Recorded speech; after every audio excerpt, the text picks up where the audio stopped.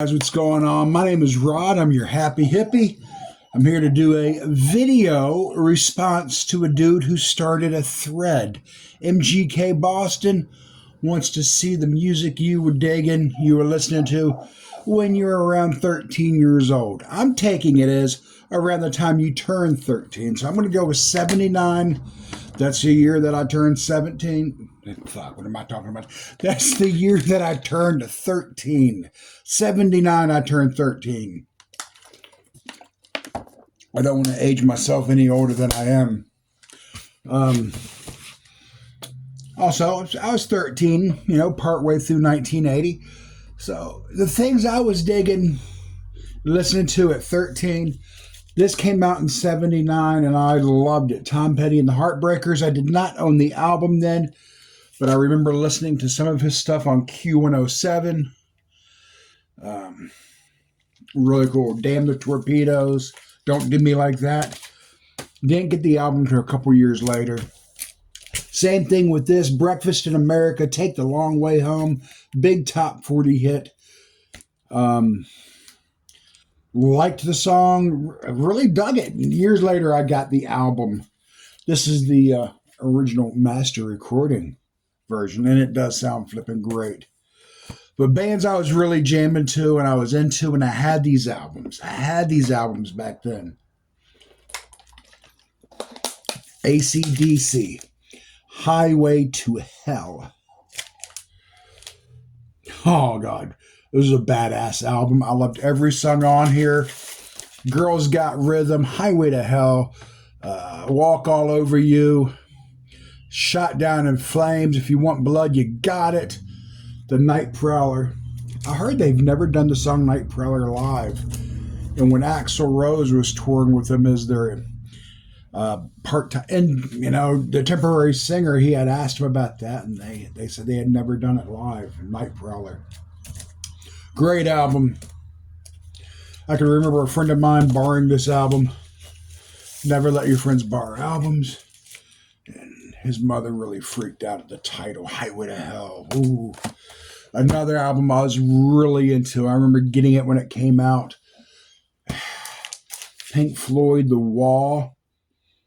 I absolutely love this. I'd play this back to back to back. Seventh grade. It wasn't until like 2 or 3 years later that the movie came out. But this was out in 79. Great flipping album, iconic album. This is an original copy. I wish that I could say this was mine from back in the day. I bought it from a guy who was selling his album collection, and I have no reason but to believe him, because this album, I did a video on it, was sealed practically. It still had all the cellophane on it, but he had cut where you could take the album out, and he said he had played it one time to put it on cassette. Then he put it back up and he never touched it again. And by the shape of the album, yeah, I could definitely believe that. Of course, I took the cellophane off. I was really careful opening it. Minty mint shape. Another album I was into, still love it. The Dream Police by Cheap Trick. This one was just so different than everything else that was playing. London Calling by The Clash.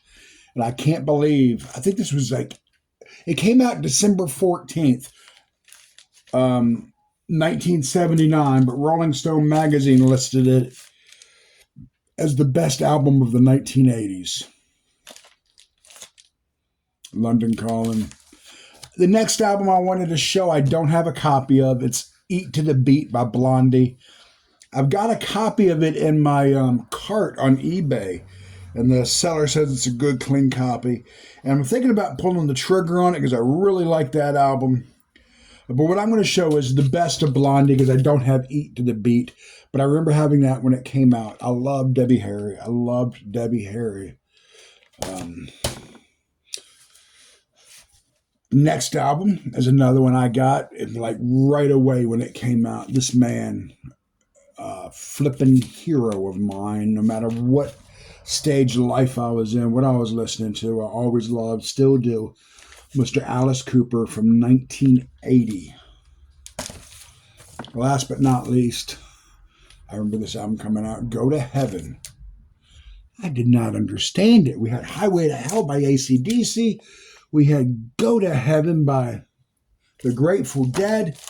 I remember them being on Saturday Night Live was the first time I really was exposed to them, even though I think my brother had one of their albums. Fell in love with them. And the cool thing about some of these people is I'm still into today. In fact, all of these people I'm still into today. And I remember Cheap Trick coming out, and no one else in my family, my older brothers and sisters, did not listen to them. They didn't even fucking Cheap Trick. What are you listening to? You know, because I was the youngest, so it was like my own band. It wasn't like their leftover regurgitated freaking Led Zeppelin and stuff like that. And there's nothing wrong with Led Zeppelin. I love them.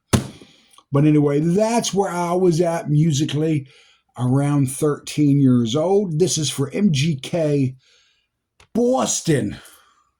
And jump on the thread, man. It brings back memories. A lot of fun. I remember the girlfriends I had at the time, and the people I was hanging out with. Brought back a lot of memories.